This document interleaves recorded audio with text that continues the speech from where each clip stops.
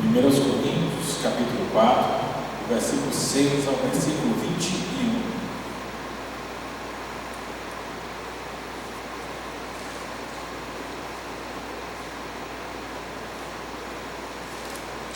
Todos encontraram? Amém? Amém. 1 Coríntios 4, de 6 a 21. Diz assim a palavra de Deus: Estas coisas, irmãos, apliquei-as figuradamente a mim mesmo e a Apolo, por vossa causa, para que por nosso exemplo aprendais isto. Não ultrapasseis o que está escrito, a fim de que ninguém se ensoberbeça a favor de um em detrimento de outro. Pois quem é que te faz sobressair? O que tens tu que não tenhas recebido? E se o recebeste, por que te vanglorias como se não tivesse recebido? Já estáis fartos? Já estáis ricos? Chegastes a reinar sem nós? Sim, tomara reinastes, para que também nós viéssemos a reinar convosco. Porque a mim me parece que Deus nos pôs a nós, os apóstolos, em último lugar, como se fôssemos condenados à morte, porque nos tornamos espetáculo ao mundo, tanto a anjos quanto a homens. Nós somos loucos por causa de Cristo, e vós sábios em Cristo. Nós fracos e vós fortes. Vós nobres e nós desprezíveis. Até a presente hora sofremos fome e sede e nudez, e somos esbofeteados, não temos morada certa, e nos afadigamos trabalhando com as nossas próprias mãos. Quando somos injuriados, bendizemos. Quando perseguidos, suportamos. Quando caluniados, procuramos conciliação. Até agora temos chegado a ser considerados lixos do mundo, escória de todos. Não vos escrevo essas coisas para vos envergonhar, pelo contrário, para vos admoestar como a filhos meus amados. Porque ainda que tivesseis milhares de preceptores em Cristo, não terias contudo muitos pais, pois eu, pelo Evangelho, vos gerei em Cristo Jesus. Admoesto-vos, portanto, a que sejais meus imitadores. Por esta causa vos mandei Timóteo, que é meu filho amado e fiel no Senhor, o qual vos lembrará os meus caminhos em Cristo Jesus, como por toda parte ensino em cada igreja. Alguns se ensoberbeceram, como se eu não tivesse de ir ter convosco, mas em breve irei visitar-vos, se o Senhor fizer, e então conhecerei, não a palavra, mas o poder dos ensoberbecidos. Porque o reino de Deus consiste não em palavra, mas em poder. Que preferis? Irei para vós outros com vara ou com amor e espírito de mansidão? Vamos orar? Senhor Deus e Pai, nós te agradecemos, Senhor, por estarmos aqui reunidos em Teu nome. Nós te agradecemos, Pai, pela Tua palavra, Senhor, que foi lida, e pedimos que o Teu Santo Espírito nos ilumine para que possamos compreender a Tua palavra. Ó Senhor, fala aos nossos corações, segundo aquilo que o Senhor tem preparado para cada um de nós, Pai. Seja conosco, abençoa a Tua igreja, em nome de Jesus Cristo, Seu Filho amado, nós lhe pedimos e agradecemos. Amém.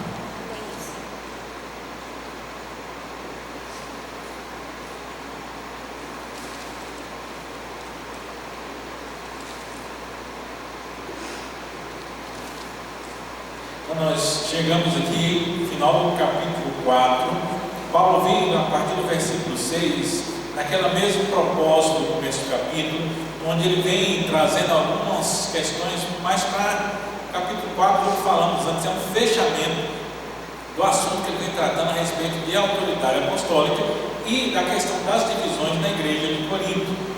Quando nós entrarmos no capítulo 5, ele começa a falar de alguns problemas, são as coisas que chegaram até Paulo, mensageiros, carta, reportados como os problemas da igreja, e ele vai tratando caso a caso ali, a partir do versículo 5, em uma sequência.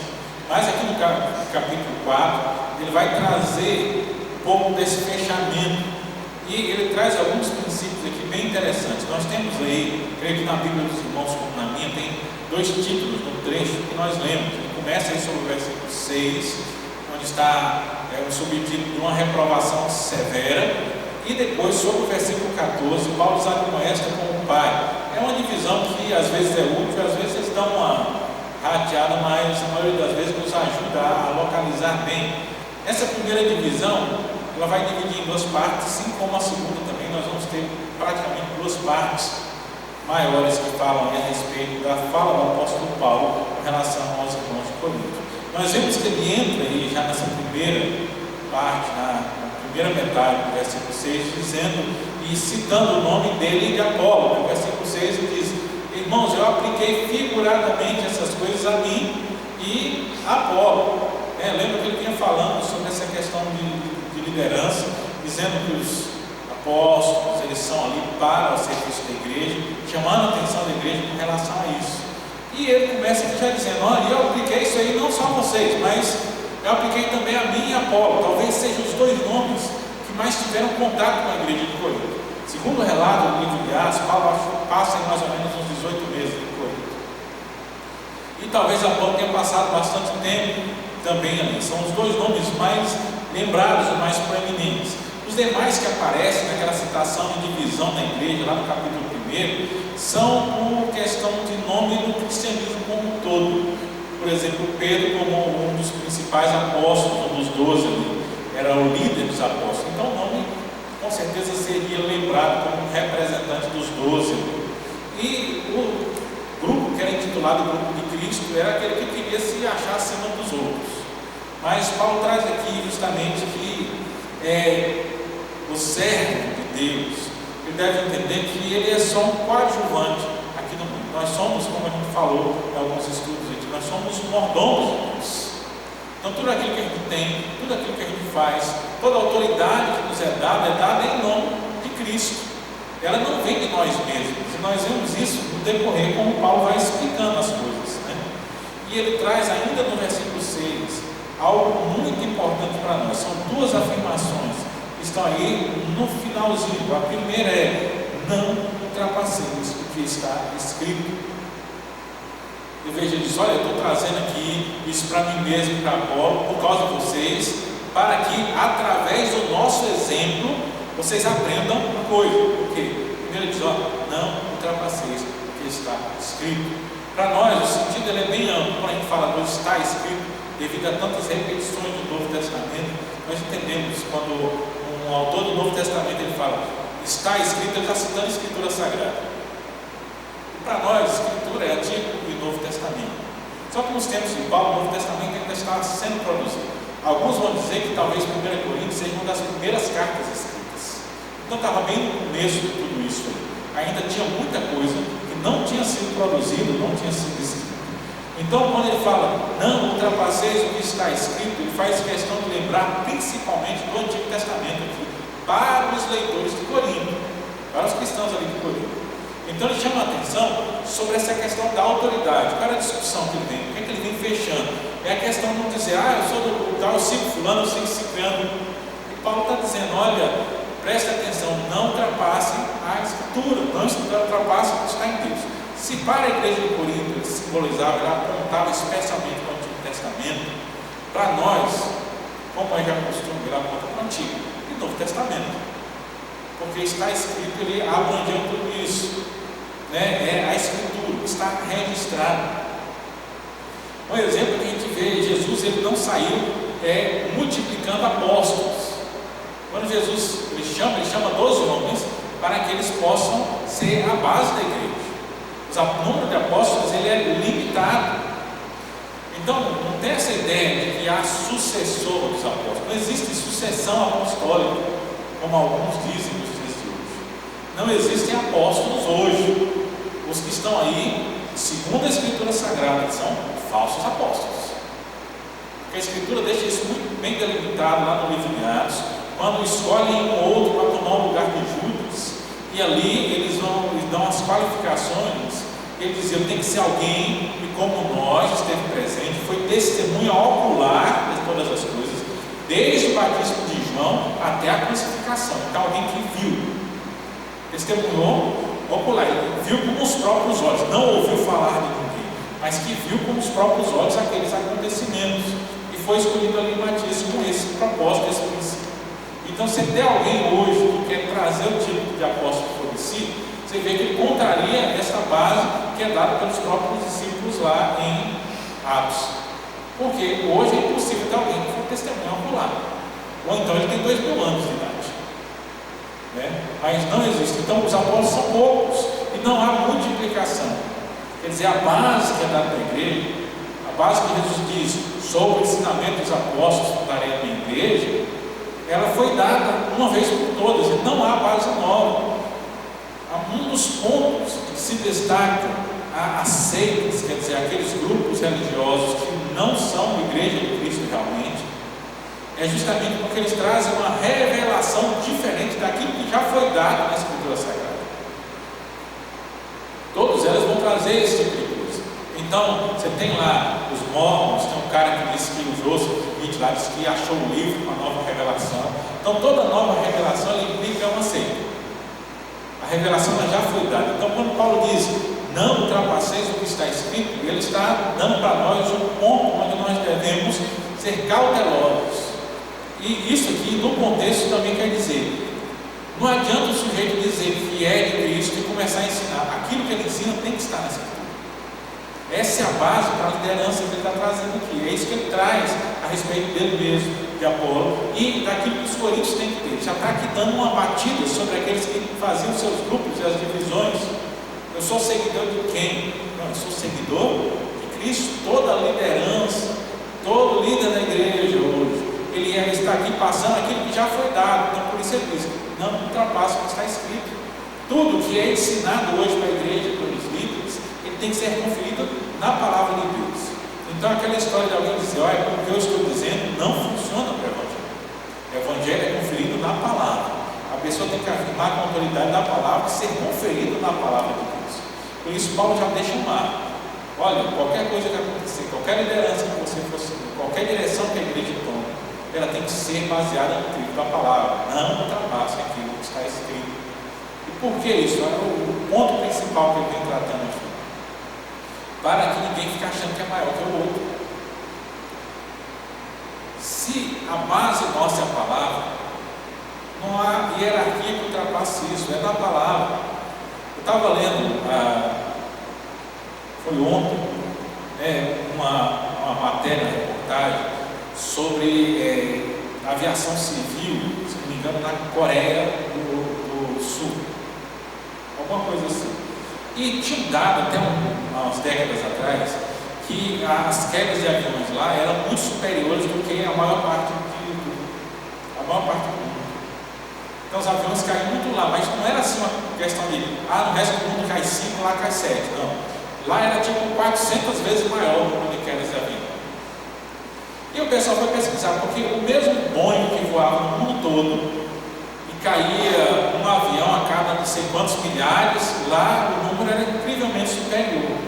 Não era problema de mecânica, não era problema de manutenção, não era problema do avião. Aí foram pesquisar para descobrir por que caía tanto avião. E aí eles descobriram que era uma questão de hierarquia. No país é muito arraigada a questão de autoridade, lá ninguém questiona a autoridade. Imagina um país que um aluno ele não questiona o professor em hora nenhuma. A cultura deles é vergonhoso questionar qualquer tipo de autoridade. Então o que é que acontecia? O piloto tomava uma decisão que estava errada, e às vezes o copiloto sabia que estava errado, mas ele não questionava. Então acabava por erro humano o avião caindo. Para poder diminuir, eles tiveram que começar a treinar os copilotos a discordar do capitão. No primeiro momento, os capitães ficaram indignados, que estavam se sentindo desrespeitados. Mas as companhias disseram: você prefere ser desrespeitado e continuar vivo, ou ser respeitado e morrer? Depois de alguns anos de treinamento, as quedas de aviões caíram 80%. Somente por isso. O copiloto ele tinha um conhecimento, o piloto ele tomava uma decisão, ele estava vendo que estava errado, ele só tinha que ter a coragem para dizer: olha, isso aqui eu acho que está errado, você errou nisso. E eles, por respeito, acabavam não fazendo e colocando todo mundo em risco. Muitas pessoas morriam em decorrência disso. Eu me lembrei disso ao estudar o 1 Coríntios, Isso chamou uma coisa ali com a outra, justamente por isso. Não ultrapassar o que está escrito é justamente questionar a palavra de Deus. Hoje em dia a gente tem que tomar muito cuidado, porque tem gente que gosta de questionar por questionar. Não é isso que Paulo está dizendo aqui. Não é simplesmente a pessoa querer levantar e dizer: eu discordo. Mas quando nós olhamos na palavra de Deus, e na palavra de Deus não está fazendo sentido, nós precisamos ter consciência de que nós seguimos a palavra. Então os líderes, eles precisam estar na palavra. Eu gosto muito de quando eu vou fazer a profissão de fé, as perguntas, colocar aquela pergunta que diz assim: você promete ser fiel e respeitar as autoridades da igreja enquanto elas permanecerem fiéis à palavra de Deus? Para mim isso é essencial para a igreja. Enquanto a autoridade estiver fiel à palavra, ela tem que ser respeitada. Mas se ela perder a sua fidelidade à palavra, também ela perde a obediência e o respeito daqueles que o seguem, se houver consciência. E é isso que o Paulo está falando. Para a gente não acha que é maior do que o outro, nós precisamos entender que o crivo é a palavra de Deus. Ninguém é maior ou menor. E por isso ele segue aqui o versículo 4. Versículo 4, não, perdão, versículo 7 aqui. Com uma série de perguntas que ele faz. Quem é que te faz sobressair? E aqui são perguntas retóricas, né? Aquela pergunta que a gente já sabe a resposta. O que é que te faz sobressair? Nada. O que você tem que você não tenha recebido? Nada. E se você recebeu, quer dizer, se deram para você, não é seu próprio, por que você está se gloriando como se você não tivesse recebido de ninguém? São 3 perguntas aí que ele quer nos levantar.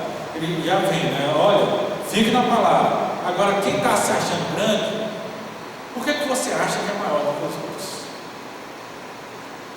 As 3 perguntas, elas servem para nos apontar que tudo que a gente tem vem do Senhor. Então, se a fonte é a mesma, por que a gente acha que é superior aos outros? Isso leva até uma ideia errada que as pessoas fora do mundo, eles têm da igreja. Eles acham que os crentes são muito metidos, porque os crentes acham que sabem mais que os outros, que são melhores do que os outros. Mas, infelizmente, no meio cristão que tem surgido as pessoas que estão dando esse tipo de pensamento para eles, porque se esqueceram do ensinamento de Paulo. Porque o que é que Paulo está trazendo para nós aqui? É nós entendermos que o crente ele não é melhor do que os outros. Ele é crente justamente porque ele sabe que é ruim. Se a gente não soubesse que é pecador, para que a gente precisava buscar a Deus?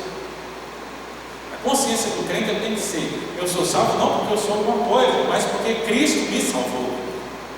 Isso precisa estar muito evidente. A humildade precisa estar evidente no nosso coração. Tanto é que a humildade é um ponto recorrente em todo o Novo Testamento, especialmente no Novo Testamento.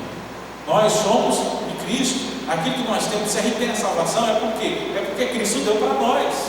Se nós podemos entrar no céu, é porque Ele nos concedeu isso.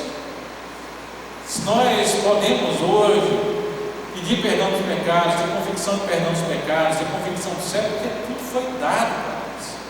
A gente não mereceu nada. Você vê como isso tem sido esquecido no meio cristão. Tanto é que tem gente que canta aí aquela música, né? O pessoal gostava muito de dizer assim: restitui. Você já ouviu essa música? Quero de volta o que é meu. Dá vontade de falar assim: pelo amor de Deus, não fala não. Se a gente for olhar na Escritura, a única coisa que nós merecemos é condenação. É isso que a Escritura deixa muito bem claro. A salvação ela não é merecida por nós. Tanto é que a gente sabe que graça significa dom imerecido. O que é nosso? É condenação. O que é que a gente recebeu de graça? Salvação. Então, se eu pedir o que é meu é condenação. Por isso eu prefiro a letra do Índio Mesquita, que é um pastor presbiteriano ali de Goiânia, que ele tem uma música chamada Misericórdia e Graça. Ele diz assim: Senhor, eu me conheço bem, sei todo o mal que eu poderia intentar, por isso não afasta de mim a tua misericórdia. Mas depois ele fala também: Senhor, eu me conheço bem, mas sei muito bem que eu poderia realizar, mas para isso não afasta de mim a tua graça. Esse é o equilíbrio do crente entre a misericórdia e a graça. Misericórdia pelo que nós merecemos, e graça por nos dar aquilo que nós não merecemos. E Paulo chama a atenção de forma retórica, já usando um pouco de sarcasmo, porque quando ele entra no versículo 8, ele traz um discurso um pouco mais com um pouco de sarcasmo, dizendo: olha, vocês já estão fartos, né? Fartos no sentido de cheios, sabe, quem comeu um grande banquete. Vocês já estão ricos, vocês já estão reinando. Vocês já acham que são assim grande coisa? Ele diz: tomara que vocês estivessem reinando, porque se vocês estivessem assim, com esse poder todo, a gente também aproveitava a rebarba aqui e andava com vocês, reinava com vocês. Ele está aqui meio para tirar um pouco o chão daqueles que achavam que era alguma coisa do Evangelho. Talvez a gente esteja precisando um pouco dessa linguagem, um pouco mais, um pouco mais azeda, um pouco mais confrontativo, porque as pessoas têm ouvido muito o Evangelho só de acariciar, mas não têm ouvido o Evangelho de se confrontar o coração. Porque tem muita gente que achando dentro do Evangelho que é alguma coisa do outro. Há muita gente que procura dizer que tem algum poder, e a gente vê isso e a gente muitas vezes sem perceber alimenta essas coisas. Um exemplo é algo que eu costumo sempre bater muito de frente com isso, é quando as pessoas elas pedem oração, mas tem aquela ideia de que a oração do pastor é diferente da oração do irmão. E a gente muitas vezes alimenta isso. As pessoas ficam, aí tem um problema, aí tem alguma coisa, o irmão vai visitar. Aí metade da igreja diz, mas se o pastor não for a pessoa, mas o pastor não veio aqui. Como se o pastor fosse mais importante do que o resto. Não quero que ore, não quero que o pastor venha orar por mim. Como se a oração do pastor tivesse mais acesso a Deus do que as demais. É agradável sentir o respeito das pessoas pelo ministério, mas a gente precisa ter no coração que o pastor ele não tem poder nenhum a mais que os outros, porque todos nós estamos no mesmo patamar, todos nós recebemos de Deus, não há ninguém maior mesmo. A questão aqui são funções diferentes. O que eu acho interessante é que as pessoas elas acham que a oração do pastor ela é mais poderosa, então querem que o pastor ore, só que quando o pastor vai corrigir alguém, aí ele não quer ouvir a correção. E o princípio bíblico é justamente o contrário. A oração, que é a ligação com Deus ali, ele é a mesma para todo mundo tem o mesmo acesso a Deus, não há diferença. Agora a correção, ela faz parte do propósito, do ministério do pastor, a função que o pastor tem. Então, como função, como líder espiritual da igreja, ele tem a função de corrigir a igreja. Então, ele está ali para isso. E nossa igreja dá muita importância para isso. Tanto é que nós temos o seminário, né?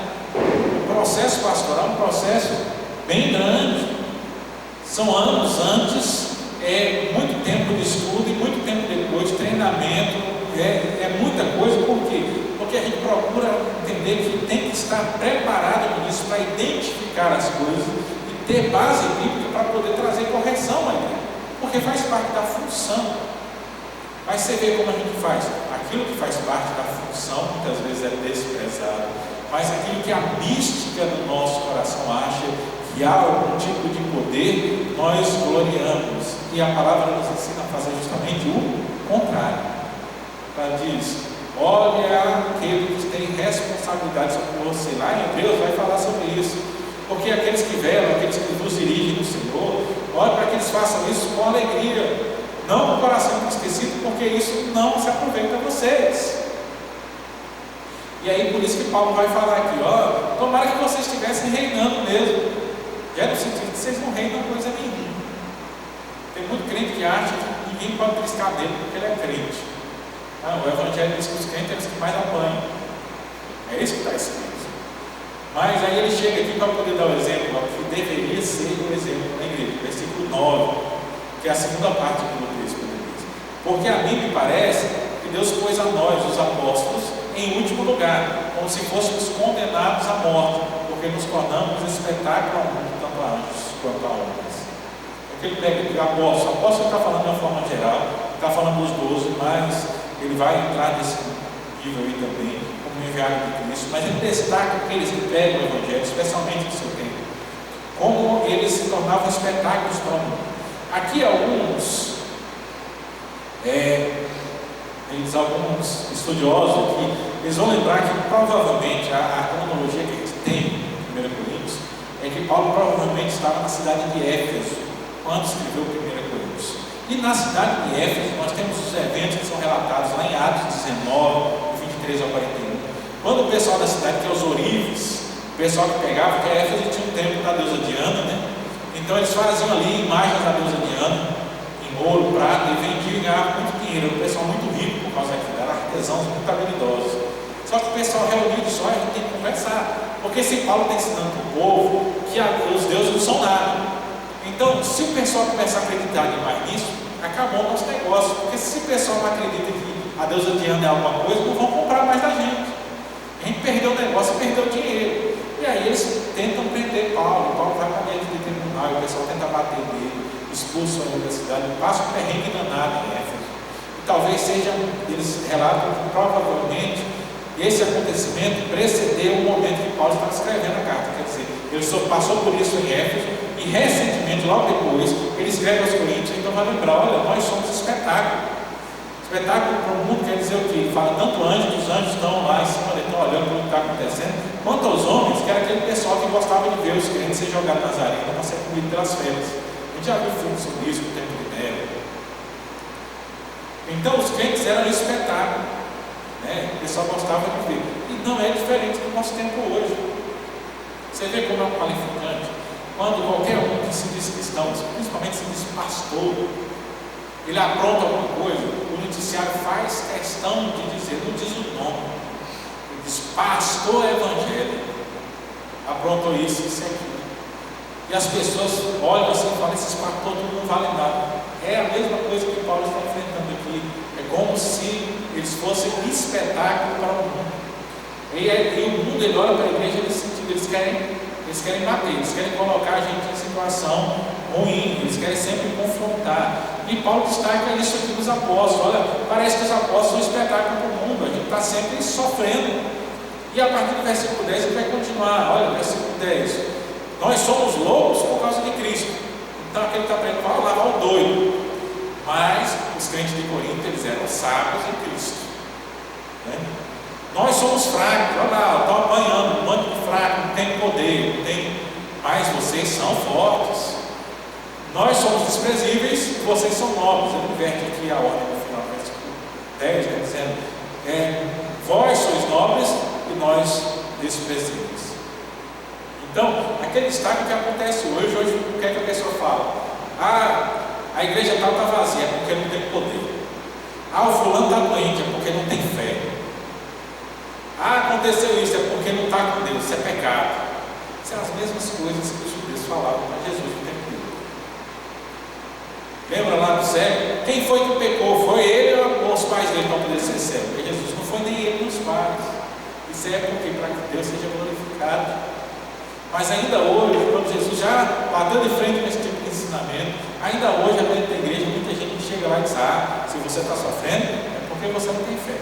Se você está doente, é porque você não está orando o suficiente. E sempre fica isso, mas a gente não olha, por exemplo, dos apóstolos, porque a gente não conhece o coração, mas Deus conhece o coração. E quantas vezes nós somos confrontados, nós somos perseguidos, nós somos colocados de lado, justamente porque nós cremos em Cristo. E a gente vai olhar para o mundo, porque o mundo, a visão dele é deturpada. A visão do mundo é completamente diferente. Muitas vezes a gente tem abraçado a visão do mundo. É porque antigamente a gente queria, assim, a gente pensava, eu quero que meu filho ele seja um cristão acirrado. Aí dizia, não, eu quero que meu filho seja um pastor, eu quero que meu filho seja um evangelista, eu quero que meu filho seja um missionário. Hoje em dia, quantos pais estão querendo que os filhos sejam missionários? Hoje em dia, muitos pais cristãos, eles fazem o quê? Eu quero que meu filho, ele tenha uma profissão, ele ganhe dinheiro, ele tenha sucesso financeiro. E nós estamos pegando a visão do mundo. Por quê? Porque o mundo olha para o evangelho e diz, vocês são fracos, vocês são pobres, vocês são loucos, vocês são desprezíveis. Mas isso aqui que pode estar descrevendo como os apóstolos. Isso aqui que era falado dos apóstolos. Olha, o versículo 11 ele segue. Até a presente hora, quer dizer, até agora nós sofremos fome, sede, nudez, somos esbofeteados e não temos morada certa. Nos afadigamos trabalhando com as próprias mãos. Quando somos injuriados, bendizemos. Quando perseguidos, suportamos. Quando caluniados, procuramos conciliação. Até agora temos chegado a ser considerados lixo do mundo e escória de todos. Paulo aqui traz toda a lista dos seus sofrimentos. Mas eu acho interessante quando ele fala aqui no final do versículo 11: não temos morada certa. Até hoje a vida pastoral é desse jeito. Porque quando Paulo está dizendo que não temos morada certa, não quer dizer que ele vivia no meio da rua. Mas é que um tempo ele estava aqui, no outro tempo ele estava lá. E às vezes eu vejo isso e é interessante, mesmo os cristãos eles não percebem isso da vida pastoral, que é como Paulo está apresentando aqui os apóstolos, né? Porque as pessoas acham que é simples, porque as pessoas olham para a condição agora, né? Então, e é um negócio muito suave, muito tênue, porque qualquer conforto a mais que muitas vezes o pastor tem, as pessoas já apontam dizendo que o pastor é um explorador. E eu achei graça uma vez, quando estava naquela mudança do Código Civil, e um sujeito veio conversar comigo, e perguntou, não, tal, o que você acha desse negócio, está aumentando de 60 para 65 anos e tal, e a gente conversando, né, com um irmão da igreja. Eu falei, não, mas isso aí não me afeta, não me preocupa não. Ele disse, por quê? Não, é porque pastor de jubilação, a idade é 70 anos. Não é nem 60 nem 65. Então, para mim, tudo está atrás, é tudo a mesma coisa. E hoje a gente já pode até trabalhar além dos 70. Então, a gente não é interferido por isso.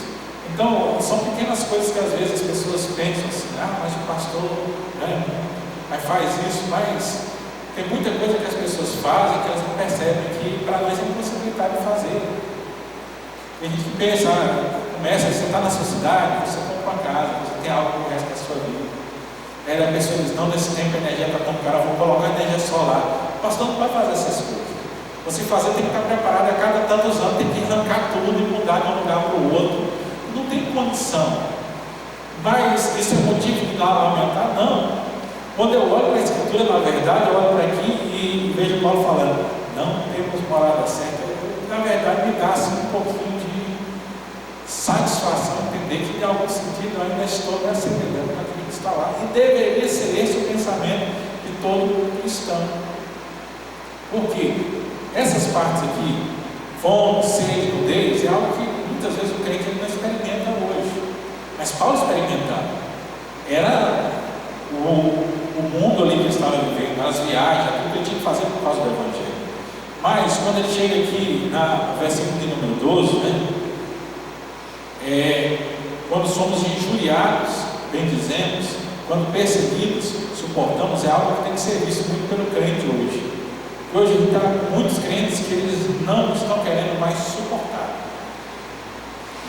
Mas Paulo apresenta aqui, diz, vocês estão querendo reinar, mas não é esta a realidade. Olha a realidade dos apóstolos. As pessoas que você dizem que estão seguindo, porque lembra, ele dizia, eu sou de Paulo, eu sou de Apolo, eu sou de Pedro, eu sou de Cristo. Só que as pessoas que estavam dizendo que eram seus líderes, seus mentores, Paulo sofria nas estradas, era injuriado, era apedrejado e não maldizia os outros. Cristo foi esbofeteado e disse, mandou dar outra face. Ele foi pregado na cruz e disse, Pai, perdoa-lhes porque eles não sabem o que fazem. Pedro foi também perseguido, foi preso. Então os apóstolos sofreram tudo isso. E aí não faz sentido uma igreja que diz seguir esses apóstolos se recusar a passar pelo mesmo tipo de sofrimento que eles passam. Nosso Senhor Jesus Cristo foi claro quando disse, se fizeram comigo, também vou fazer com vocês.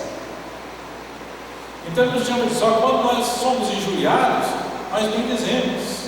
E às vezes a gente tem que lidar com muitas coisas dentro da igreja, com muitos irmãos que não admitem. Tem aquela ideia, cuidado com fulano, não fala assim com fulano, qualquer coisa, ele pode ficar com raiva, a gente fica uma preocupação com o que os outros vão ouvir ou não vão ouvir, mas o que a palavra fala é que nós como cristãos a gente precisa ser o quê? Quando a gente for injuriado, a gente precisa vencer. Quando a gente for perseguido, a gente tem que suportar. Quando a gente for caluniado, a gente tem que procurar conciliar. Então, essas coisas, elas vêm trazidas aqui como exemplo. Se essas pessoas nós dizemos que são os nossos líderes, Paulo chama a atenção de Corinto aqui. Então, vocês têm que agir também como eles. Então, quando ele faz essa descrição da vida difícil dos apóstolos, ele diz, isso é um modelo para todo crente na igreja. Não vamos entrar naquela ideia, que é uma ideia de uma seita, né?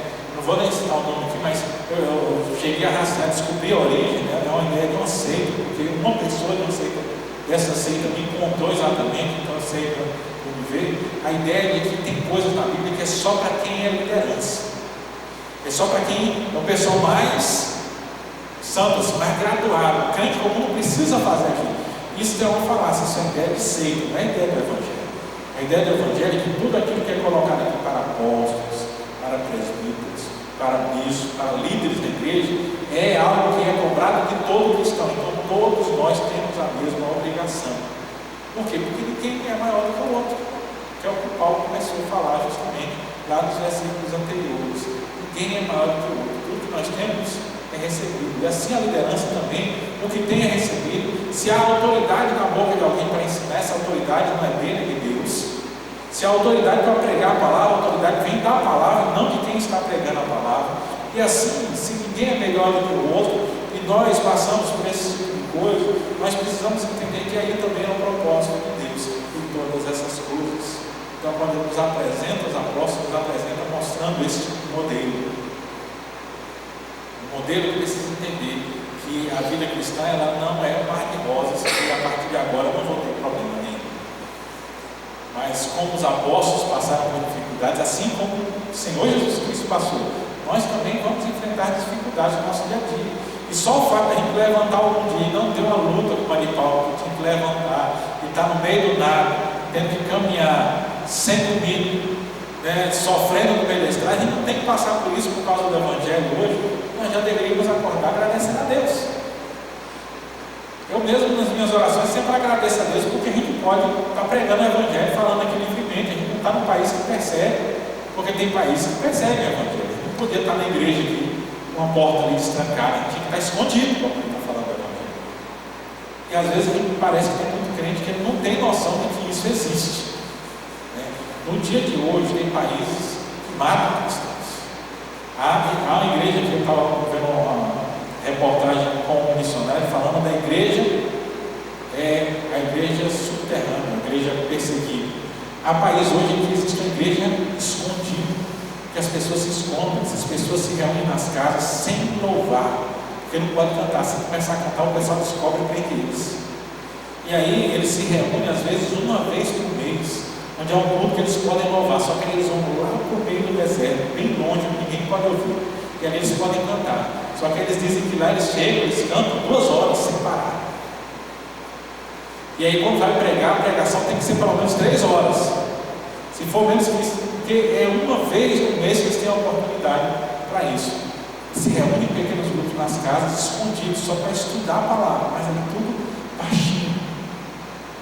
E essas pessoas dizem: olha, o nosso sonho é um dia em que nós poderemos louvar a Deus sem ficar nos escondendo. Engraçado que o sonho deles é justamente a realidade que nós temos hoje.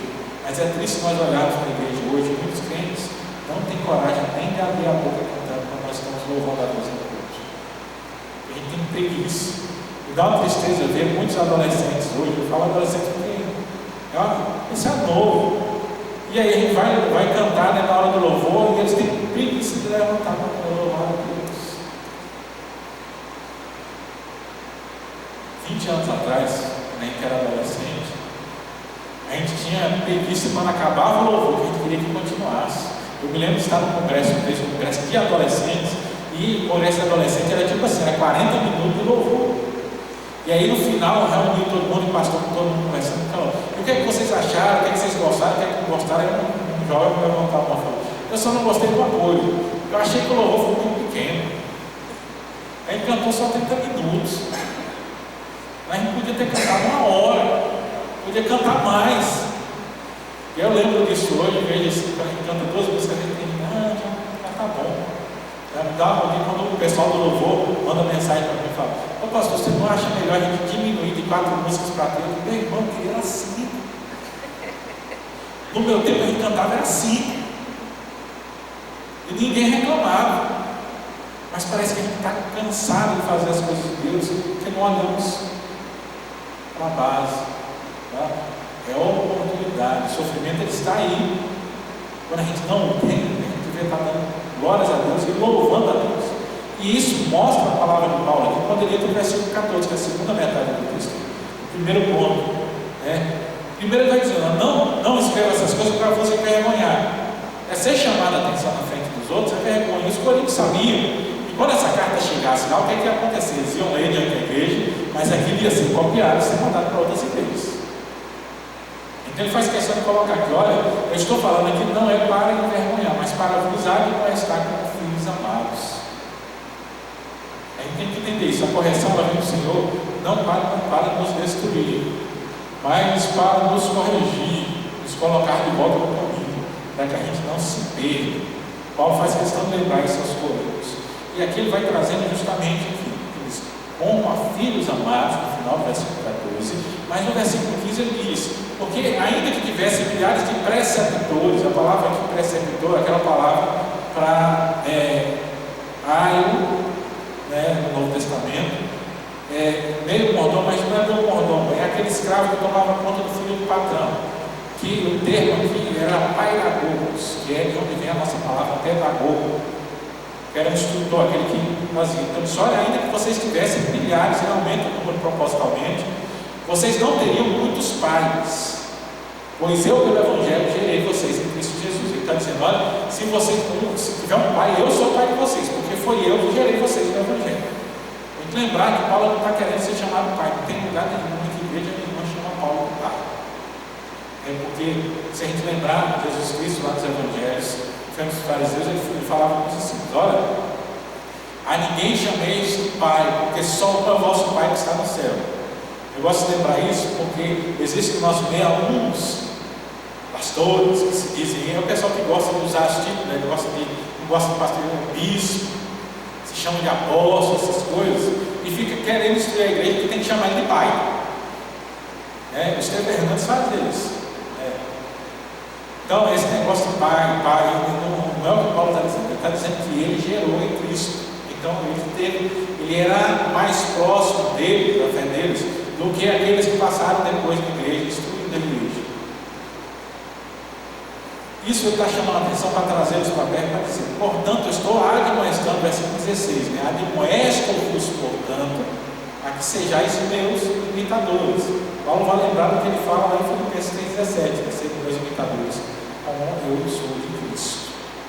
Ele traz aqui dizendo: olha, essa figura de apóstolo que trouxe anteriormente, a dificuldade, ele está dizendo: olha, nós somos aqueles que estamos à frente, agora vocês têm que imitar. É função da igreja imitar. Então, isso aqui me chama a atenção porque hoje nós vivemos um tempo que eu denomino de profissionalismo religioso. Por que profissionalismo? Porque as pessoas estão terceirizando. Então o que é que se faz? Antigamente, quando a gente ia fazer alguma coisa na igreja, a gente fazia um mutirão. Hoje em dia, muitas igrejas não vão contratar alguém para fazer. Tem igreja que hoje contrata, que paga músicos.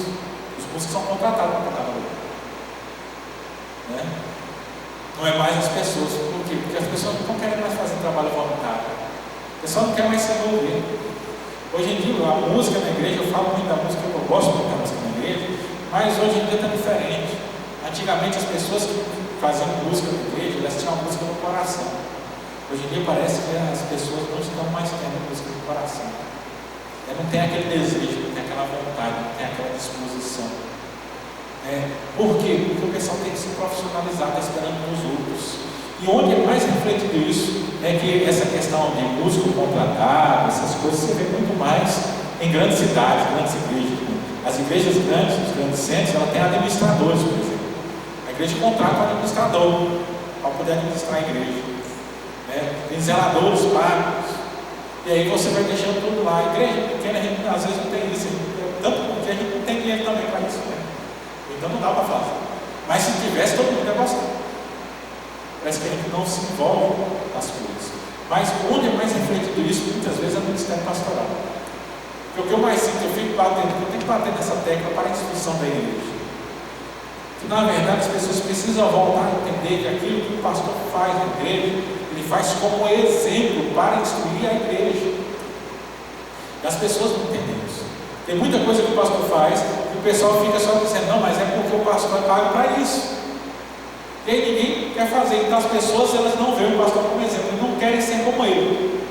Eles querem que ele faça o trabalho, mas não querem ser como ele.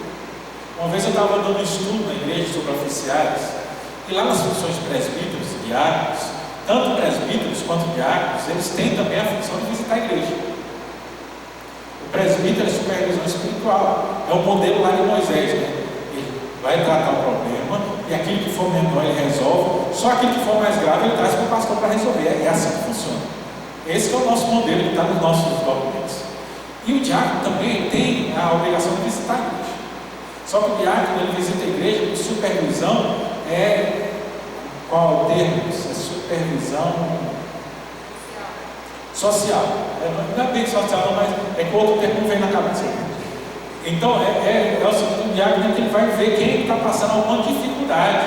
Porque a função do diaconal é suprir as necessidades. Então o diácono é o ministro do bem-estar, né, da ação social na igreja e da ordem do culto. Essas são as duas funções básicas primárias. E eu dando um estudo uma vez, aí o diácono levanta lá no meio da igreja e fala assim: não, mas se o diácono for visitar, e o pastor vai fazer o quê? Então é o exemplo dessa supervisão. Então a pessoa acha que o pastor tem que fazer porque é pastor. Por exemplo, o pessoal acha que o pastor tem que estar o tempo todo na rua, entregando folheto, pregando o evangelho, evangelizando as pessoas. Só que eles não entendem. O pastor ele evangeliza, mas porque ele é crente. Não é porque ele é pastor da igreja. Porque a função do pastor da igreja é supervisão espiritual dos crentes. Ele evangeliza porque ele é crente. E ele lidera, ele prepara as pessoas para isso. Agora ele faz aquilo. Então, porque eu sou pastor, eu não tenho a obrigação de ganhar as pessoas mais do que qualquer crente tem a obrigação de ganhar as pessoas para Cristo. Agora, quando essa pessoa é trazida, aí eu, como pastor de liderança, tenho que estar preparado e preparando pessoas para instruir essas pessoas no caminho do evangelho. Então aí está na minha função de pastor. Então quando o pastor evangeliza, as pessoas acham: não, mas beleza, mas o pastor é para isso mesmo. E aí eles não são imitadores. E a gente precisa resgatar isso. Por quê? O pastor ele está na igreja para quê?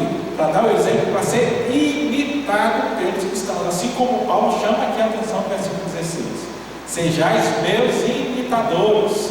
E aí Filipenses, como eu sou de Cristo. Então essa imitação é importante. Por isso Paulo traz para nós justamente essas coisas que ele falou lá atrás sobre os apóstolos. Nós somos injuriados, mas todas essas coisas que passam que sejam imitados. Então a gente olha para o evangelho, olha para os personagens, para os apóstolos, para os discípulos, os evangelistas do Novo Testamento, e vemos aquilo que eles passaram e a força que eles tiveram para pregar o evangelho, é para serem imitados. É para a gente tentar fazer a mesma coisa. É para a gente não ver o sofrimento, a gente não ficar reclamando por causa de pequenas coisas. Mas muitas vezes, por causa desse olhar, a gente tem que dar olho assim e falar: nossa, Paulo era um grande homem, mas nunca passa pela nossa cabeça de querer fazer alguma coisa para ser com ele. A gente fica assim: Paulo lá é Paulo. Eu aqui, quem sou eu para fazer alguma coisa perto de Paulo? Mas a Bíblia foi escrita e foi deixada pelo Espírito Santo registrada aqui para quê? Para que fosse exemplo para nós. Talvez a gente não chegue tão, porque as condições são diferentes também. Hoje já não tem mais o evangelho do jeito que era no tempo de Paulo, pessoas sem conhecimento para poder ser alcançadas do mesmo jeito. Mas ele está ali para ser um exemplo para ser seguido. Não é um exemplo para poder você só olhar assim: muito bonito, mas não quero para mim não. Paulo não nos chama para isso. E ele chama a atenção justamente nisso. Por quê? Porque a igreja de Corinto estava brigando por causa de gente. E não é uma realidade distante de nós hoje. Hoje em dia tem muita gente na igreja brigando por causa de gente. É triste a gente encontrar pessoas que rejeitam outras sem ter nada a ver com a história. Às vezes teve dois irmãos lá que tiveram desentendimento um com o outro, e aí eles têm que resolver o desentendimento deles. Mas muitas vezes a gente vai passando os nossos desentendimentos para as nossas convivências, e de repente nos desentendimentos de uma ou duas pessoas, há grupos, um do lado de cá, porque um é do lado de fulano, outro é do lado de ciclano. E é justamente isso que Paulo está combatendo todo o tempo aqui. Quando ele diz: olha, vocês podem ter muitos preceptores, mas olha para cima. Quem é o modelo? Todos nós estamos debaixo do mesmo modelo. Paulo só chama nós imitarmos a ele, porque ele imitou a Cristo, que fala lá em Filipenses.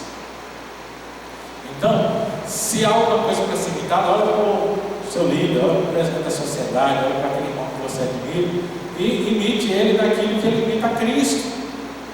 Não é porque ele é um crente muito bom, mas é porque ele é um imitador de Cristo, por isso eu devo imitá-lo como imitador de Cristo. Versículo 17 segue assim: por essa causa vos mandei Timóteo, que é meu filho amado, fiel ao Senhor, o qual vos lembrará os meus caminhos em Cristo Jesus, como por toda parte ensino a cada igreja. Então, ele diz: olha, sejam meus imitadores. Por causa disso, eu estou mandando Timóteo. Segundo história, a gente vai pesquisar a cronologia aqui, Timóteo, ele não tinha mandado Timóteo ainda. Mas como o cara escreve, ele escreve já pensando, ele já está se colocando em quando a carta chegar lá em Corinto, quando for lida lá. Então ele já pensa, tipo assim, está escrevendo aqui, mas ele já está pensando 3 meses para frente. Então, se tem alguma coisa que ele vai fazer na semana que vem, ele já fala para eles lá que fez. Para poder ser mais cronologia. Então, Timóteo ainda não tinha ido, mas ele já estava dizendo que estava mandando Timóteo. Para quê? Para Timóteo lembrar. Talvez vocês tenham esquecido. Tem um tempo que eu não estou aí. Então, Timóteo vai lembrar para vocês. E olha que interessante. Timóteo diz: meu filho amado. O que ele acabou de dizer para a igreja de Corinto nos versículos anteriores? No versículo 15 ele fala: eu vos gerei no Evangelho, vocês são meus filhos. Aí ele manda Timóteo dizendo: Timóteo é meu filho. É justamente no sentido daquilo que ele está dizendo, não tem maior ou menor. Você diz: olha, esse aqui é filho também, mas ele está lembrando melhor que vocês, então ele vai lembrar vocês também. Para a gente entender que a mensagem de Deus ela vem aqui, é lado a lado, não tem superior e inferior. Mas tem aquele que lembra o que precisa ser lembrado. Assim, eu gosto de falar, né? O pastor, quando está à frente da igreja, não é porque ele é mais importante, não é porque ele tem mais proximidade com Deus, mas que a importância daquilo que eu falo seja porque o que eu falo está na Escritura Sagrada, porque é ela que tem o peso, não eu. Eu não tenho que ser perfeito. Infelizmente tem muita gente que acha que o pastor tem que ser perfeito. Eu não tenho que ser perfeito para que a mensagem que eu estou falando ela faça sentido. O que precisa é eu ser fiel à palavra que eu estou pregando. Se eu for fiel à palavra, então a palavra vai ter sentido. Por isso muitas vezes eu faço estudo e as pessoas, eu vejo muitos colegas que eles ficam se preocupados. Vamos ver, vamos estudar e vai até o final e tal, aquela preocupação para saber se eu vou conseguir chegar lá. Não, eu pego a palavra, eu prego aquilo ponto por ponto que eu estou entendendo, porque eu sei que a palavra vai no lugar certo. Então eu não tenho que ficar preocupado se o pensamento cristão ele está certo, porque tem pessoas que ficam nisso. Será que as pessoas vão entender? Não, é palavra. Se é palavra, você simplesmente seguir sendo fiel àquilo que está dito na palavra. Se eu for fiel à palavra o suficiente, ela vai fazer sentido. E ela não vai contradizer coisa nenhuma com coisa nenhuma. Mas eu preciso ser fiel à palavra. Para poder estar em ser fiel à palavra. Então, todos nós aqui somos irmãos em Cristo Jesus. Eu gosto de lembrar a história das ovelhas, né? Todo rebanho, ele tem uma ovelha, geralmente é uma matriarca, que é a principal, né, a mais velha. E essa ovelha é onde eles colocam o chucalho. No rebanho de ovelha só tem chucalho nenhuma, da mãe. Só a matriarca, a principal ovelha. E é essa ovelha principal que tem que saber ouvir o chamado do pastor. Quando o pastor chama, essa ovelha vem. Quando essa ovelha vem, as outras vêm atrás dela. Todo mundo segue junto. E aí eu vejo uma vez, isso, o cara lá no Oriente Médio, conversando com o pastor de ovelhas, explicando isso aí. Então você coloca a ovelha junto com ela ali, ela segue. Então as ovelhas seguem aquela, e quando uma ovelha chega nova, as outras ensinam ela a seguir aquela.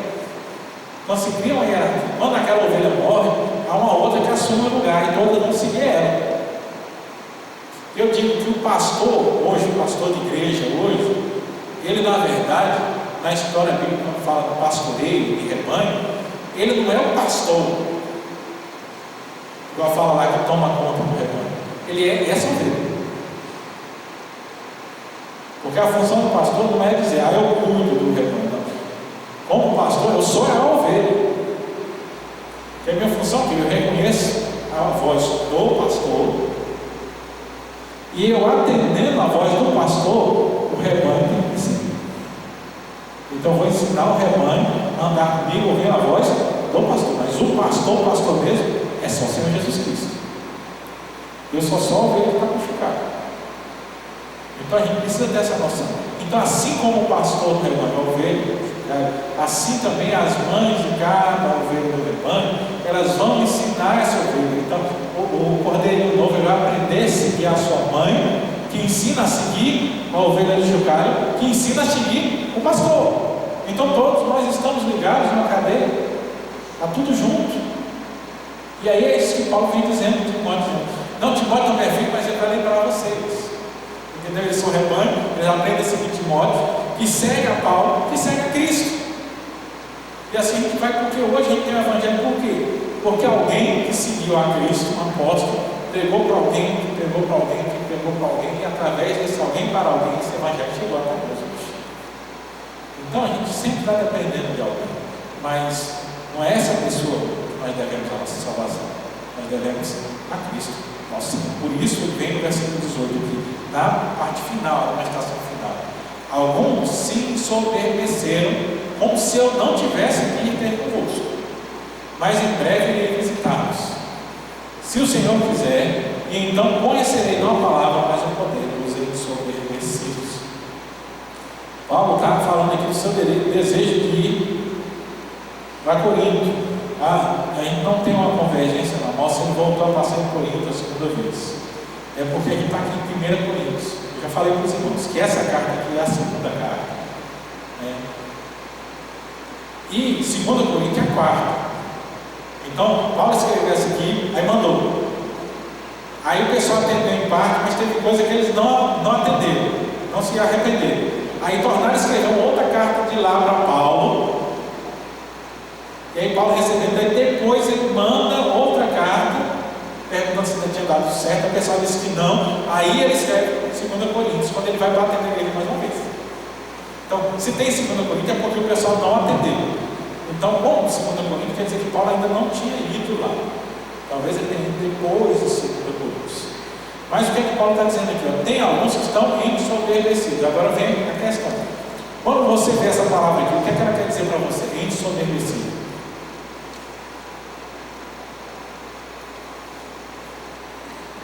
Fala, professor. Vocês sabem, todo mundo tem uma ideia. Você lê assim, não entendi. Mas eu estou desafiando aqui para ver se entendeu mesmo. O ignorante, soberbo, que se acha que continuava achando que era melhor do que outros dentro da igreja. Acho que o melhor termo para a nossa linguagem é se acha. Porque o se acha traz tudo. Se acha a pessoa, ela acha que é grande coisa, mas quando a gente fala, fulano se acha, é porque não é. Porque se fosse era, né? Mas se acha porque não é. Então, o ensoberbecido é bem isso. Ele tem um julgamento muito maior dele do que é dos outros. Então ele acha que é bom. Paulo já vem batendo dentro dos versículos anteriores. Quando ele fala, tomara que vocês fossem reis mesmo. Quer dizer, você está achando que é rei, mas não é. Então, é o ensoberbecido. Então, essas pessoas aí, ó, é porque isso, porque aquilo, ele fala, eu vou ir. E quando eu for ir, eu quero saber, não é o que vocês falam, mas é o poder que vocês têm. Quando Paulo fala de poder, ele fala de evangelho, ele fala de transformação. É aquela questão assim que tem gente que fala, porque isso. E é a vida que hoje a gente pega, a linha hoje é uma vida de rede social. Você já viu aqueles vídeos que o pessoal fala, ó, cheguei no trabalho e não achei ninguém.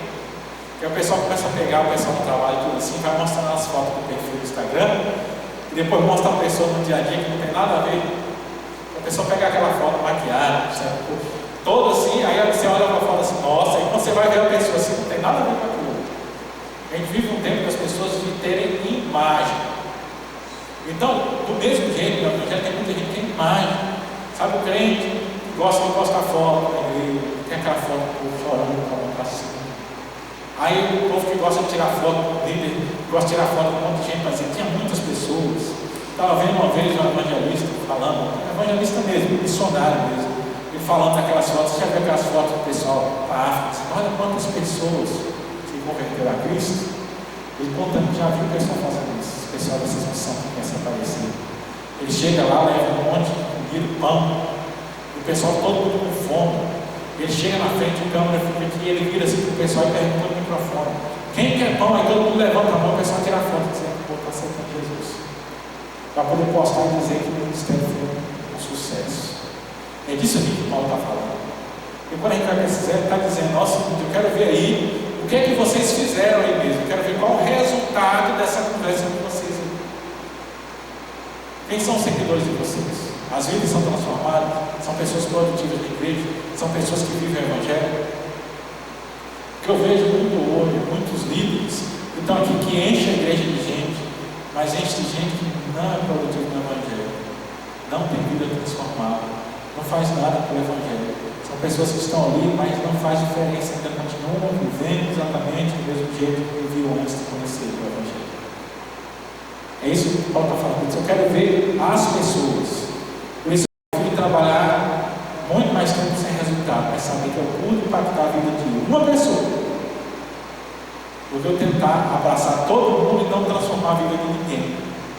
Hoje em dia tem muitos líderes, por exemplo, esse Paulo chama ensoberbecidos. Eles falam, eles juntam rebanhos, mas não transformam a vida de ninguém. Eles não dão entendimento. As pessoas, elas continuam sem conhecer o Evangelho do mesmo jeito, sem conhecer a palavra do mesmo jeito, sem orar do mesmo jeito, sem ler a Bíblia do mesmo jeito, e vem para a igreja só porque tem alguém cutucando o tempo todo dizendo: você tem que vir, você tem que vir. Esse é o poder que Paulo está falando aqui, como ele diz. Eu quero ver, não a palavra, não quero saber do discurso de vocês. O discurso de vocês é comigo, mas eu quero saber qual a transformação. Versículo 20. A Raimar está dizendo: porque o reino de Deus consiste não em palavra, mas em poder. Então o reino de Deus não é palavra, não é conversa, mas o reino de Deus é vida transformada. Por que muitas vezes as igrejas têm ficado paradas hoje? Está nos faltando cristãos transformados. O que traz pessoas para o Evangelho não é o sair na rua e ficar convencendo, não é criar situações, cultos e programações que vão arrastar um monte de gente para dentro da igreja. O que traz transformação no Evangelho é quando as pessoas elas veem vidas transformadas dentro da igreja. É o testemunho de cristãos transformados. Pessoal, o reino de Deus é esse poder. Esse poder que Paulo está chamando a atenção aqui, dizendo: olha, não seja ensoberbecido, mas mergulhe na palavra de Deus. Viva pela palavra de Deus. Ele diz: eu vou testar. Não pense que eu não vou testar. E Paulo já está trazendo aqui como uma autoridade que vem à igreja para que a igreja não continue no caminho errado disso. Eu vou até vocês. Agora eu vou confrontar quem está com isso. Mas ele vai confrontar por quê? Por que ele está fazendo aqui uma ameaça? Porque ele está dizendo: eu vou visitar, eu quero ver se vocês têm algum resultado nele, se vocês têm poder nele. Por que Paulo está fazendo isso? O cara está sendo crítico. A pergunta é isso: o que é que vocês preferem? Eu vou até vocês com vara ou com amor e espírito de mansidão? Então ele diz assim: eu vou aí, eu quero conversar, eu quero confrontar com vocês. Agora eu quero confrontar com vocês como? Aí vocês têm que escolher. Paulo está levantando a bola que vai dizer: olha, faça a escolha. Vocês vão se arrepender de eu chegar e dizer, e abraçar vocês e dizer: que bom, meu irmão, que você entendeu o Evangelho, que você se arrependeu, é isso que eu queria, me abraçar e ficar todo mundo feliz e chorar junto? Ou vai continuar com o coração duro? Eu vou chegar aí e eu vou ter que brigar com vocês. Porque a vara aqui é o sentido, como é que se diz? Metafórico. Lá no Provérbios ele fala: a vara significa correção. Então você quer que eu vou aí para quê? É com a palavra dura para corrigir? Ou vocês estão prontos para se quebrantar antes disso? Eu chegar aí só para a gente rir e chorar junto, que vocês entenderam a mensagem do Evangelho. Então Paulo traz aqui, desde o primeiro versículo que nós temos até aqui, ele mostrando o caminho. Quem somos nós? Nós não temos nada, tudo é presente de Deus. Mas Deus nos deu pessoas que viveram o Evangelho antes de nós e que viveram com fidelidade à palavra de Deus, para a gente ter um exemplo próximo para poder seguir. E seguindo esse exemplo, a gente não fica achando que é alguma coisa, mas a gente entende que tudo que nós temos é recebido, nós temos que ser imitadores e precisamos nos arrepender quando a palavra, através dos seus servos, vem exaltar o nosso coração. Então, tudo que Paulo queria é o quê? Não tem que brigar com os colegas. Até que ele segue aqui, usa o tom mais, quando a gente passa do 1 Coríntios para 2 Coríntios, a gente percebe que Paulo tem que ser mais duro, mais enérgico. E era o que ele não estava querendo fazer. Tanto é que ele vem colocando esses pontos. Ó, pense bem, eu não quero. Qual a escolha de vocês? Eu tenho que ir pronto para castigar todo mundo? Ou vou chegar com amor porque vocês estão se arrependendo daquilo que fizeram errado? E assim, isso eu me lembro que eu estava, na época, discipulando um grupo de adolescentes. E uma coisa que eu chamei dois irmãos, né? A menina e o menino, né? O moço e o rapaz. Graças a Deus, hoje são adultos que entenderam o Evangelho de uma forma muito profunda. Mas eu tive que falar com eles: olha, é o seguinte, vocês precisam entender que vocês têm que parar de dobrar a aposta. Porque eles vinham assim, um pessoal muito animado, mas tinha dificuldade. Quando tinha alguma coisa errada, ficava naquele negócio: não, mas tinha que acontecer mesmo. Eu falava: vocês têm que parar com isso. Não existe esse negócio que tinha que acontecer. Quando você faz alguma coisa de errado, e às vezes chega alguém, vem aconselhar vocês, principalmente no Evangelho, se tem algum erro, vocês não têm que tentar justificar. É preciso dizer: ó, realmente eu não deveria ter feito. Demonstrar arrependimento. Porque é isso que a palavra chama a atenção para nós. Como cristão, a gente precisa aprender a demonstrar arrependimento e não justificar. A gente não pode ser aquele crente e quando tem algum problema, aí chega a liderança e fala: vamos, você tem que conversar com o fulano. Não, eu converso, mas eu tenho que falar tudo que está engasgado bem aqui. Isso aí é dobra uma aposta. O que é que Paulo está falando? Aí ele tem que ir com vara. O que é que vocês preferem? Então ele nos chama a ter esse espírito quebrantado. Em vez de a gente ser lá, como palavra, em vez de a gente se ensoberbecer, quer dizer, colocar soberba sobre soberba, para a gente tentar entender melhor, a gente precisa se quebrantar. Porque a palavra de Deus diz que aquele que se humilha diante do Senhor será exaltado, mas aquele que se exalta, ele será humilhado. Então, como o Senhor é para nós, assim, é função da liderança da igreja também aplicar isso de forma mais limitada, mais como esse mesmo exemplo. E a pergunta que fica é justamente a tonalidade da fala do apóstolo Paulo nesses versículos que nós vimos. E aí tem que ser, não do Corinto, mas para nós. Qual a preferência do coração? O que é que a gente quer? A gente quer que Jesus venha com um cajado para poder dar uma pancada na gente que a gente está fazendo errado? Ou a gente prefere se apresentar diante dele com alegria, com quebrantamento, para poder nós sermos consolados por ele? Porque vai depender só da nossa atitude. Se a gente se arrepende, a gente demonstra arrependimento, ou se a gente vai tentar manter a dureza e dizer: não, mas eu tinha que fazer isso. Se a gente vai ser como Davi, que diz: eu pequei contra ti, ou se a gente vai fazer igual Jonas, falar: minha ira é até a morte mesmo. Então, a escolha está dentro de nós. O Paulo vem justamente trazer esse propósito e fecha esse propósito em Coríntios, dizendo: vocês param de ficar dizendo: eu sou de fulano, eu sou de ciclano. Esse negócio não é o que Deus quer para nós aqui na igreja de Cristo. Amém? Amém.